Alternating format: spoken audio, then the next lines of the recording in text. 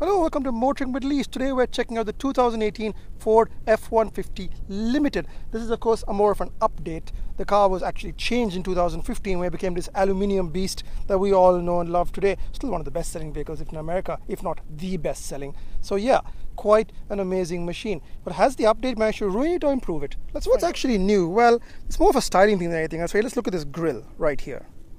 This grille, it comes in three versions now. There's a basic one which is sort of a belt buckle. There's a sport one which is a mesh version. And on this fully loaded limited car, we're looking at this bizarre sort of chrome grille with a satin finish. I use the word bizarre because I'm not a huge fan of chrome, but you know what? It looks good on this truck. And actually this truck looks pretty good. This is of course fully loaded limited.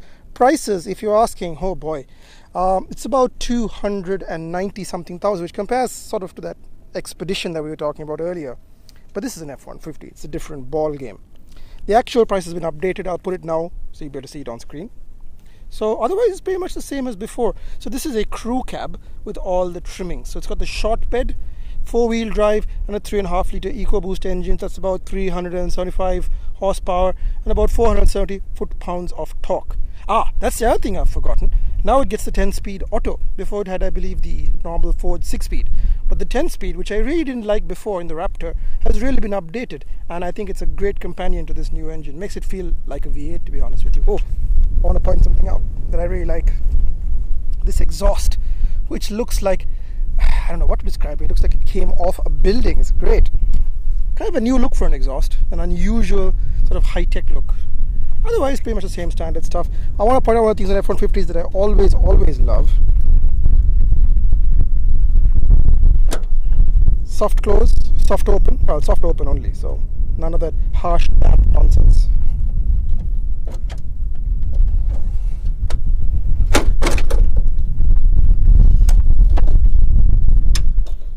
And that's how you get into an F150. Still great, still easy to use. Now, not quite so easy is how you get it down again. It's hard to do with one hand. Let's try it. 1, 2. So 3, close. And then finally, bada bing, bada boom. It doesn't go up automatically. I don't know if Ram or Chevy are the ones that figured that out, but that's probably the next thing for Ford to do. So, great truck. You all know what it is. Really, it's more of a luxury car. As a limited, it really is more of a luxury car than a truck. Like, you can still work with it, but it's more of a comparator to things like, well, I don't know really. It's kind of in a class of its own. Let's put it on the road and see how it feels. So I'm not really going to bother with the usual walk around of the interior. I mean, you know what this is. This is an F-150. You've seen the interior. And to be honest, I haven't changed anything. It's pretty much the same, which is good because it's still a very nice place to be. This seat is, I think, the best in the class. It's really quite narrow at the back, which is what I like because it just hugs you in the right places. It's not super great through the corners, but it's not that kind of vehicle. It's just such a great place to be. I love the clarity of the instruments. I love how well everything is laid out. I love this new sync system. It's been a little patchy here and there. There's a couple of minor glitches, but nothing that irritates me. Just like stop and restart. And of course, you have the wonderful indent that you get in F-150, which is one of those things that just gives you a little bit more visibility. So yeah, I really like this truck. I'm glad they didn't change it. This is limited. It's got all the trimmings. It's got the very nice heated and cooled seats. It's got this year. It's got radar cruise control, which I didn't bother using because, you know, it's fine, but makes progress a bit jerky. I can switch it back to normal cruise control very easily. And 10-speed auto. All the trimmings, so many USBs. One thing it doesn't have, which the Expedition did, was a charging point, a wireless charging pad, like a QI or Qi pad, as they call it. I think it's Qi. Let's see what this thing is like on the road. So here we are, 10-speed auto. Now, the old 6-speed, fine, old, not that great of fuel economy. Okay, let me lay out my rules of F-150 to you. The things they needed to get right. And hopefully this update has addressed them. Number 1, ride. The old one rode like a car toss, felt like a pickup truck. Ram was clearly the better option. Chevy was better as well, but Ram was the best and F-150 was way behind. 2, fuel economy. The Ecoboost was either eco or boost. But it wasn't very eco, but it was very boost. It was very fast, but it wasn't very good on gasoline. And third, the gearbox. So the 6-speed was just a bit out of date. Just, you know, the Ram 8-speed was the way to go. And even Chevy followed up with their own 8-speed, which is okay. Not as good as ZF, but then what is? So 1, 2, 3. Let's see if they got it right. First of all, ride. Okay, this is a very smooth road, so it's not really the best place to check. But it does ride a lot better. Not as good as a fully independent suspension car, of course, but it rides a lot better. It's a little stiff, still a little stiff, but it's a whole lot better than that 2015 truck. So, small incremental updates. Handling? Well, just going to enter this roundabout and we'll see what the handling's like. Steering still very trucky, still very slow, very deliberate. But the whole truck, I'm starting to feel the weight difference at last. Bags flying around.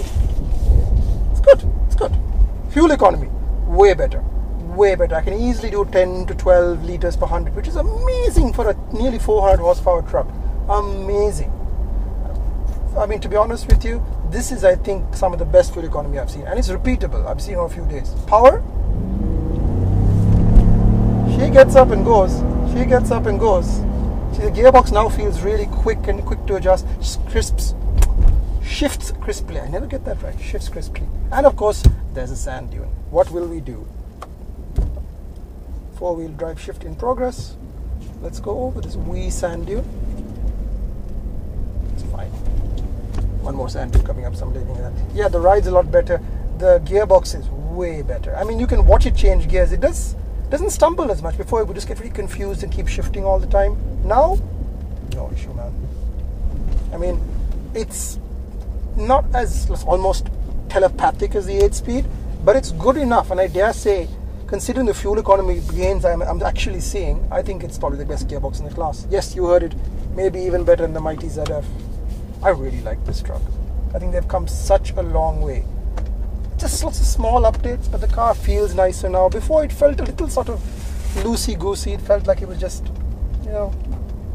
felt like it wasn't quite finished. Now it feels like it's finished. Now it feels like the truck is finally the F-150 they want it to be. Much like the new Mustang, to be honest with you. The new Mustang had the same problem. Wasn't finished. Now it is.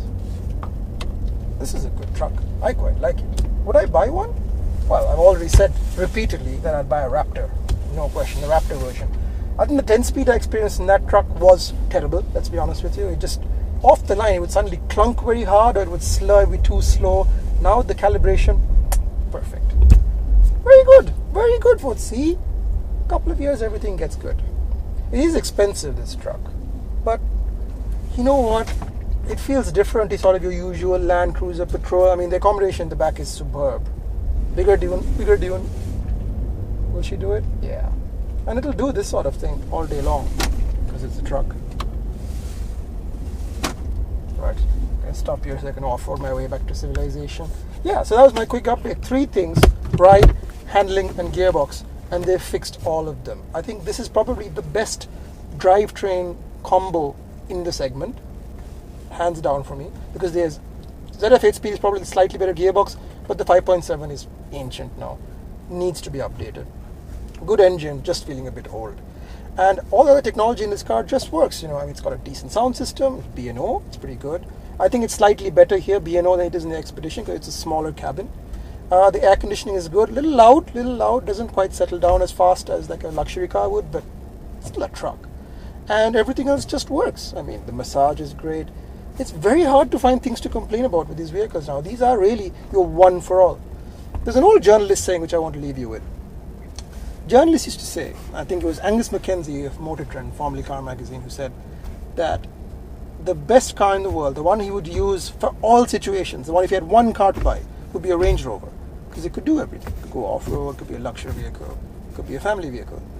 I think the F-150 is now getting there. I'm not saying it's the best car in the world, but I do think it's one of the most useful cars that you could buy.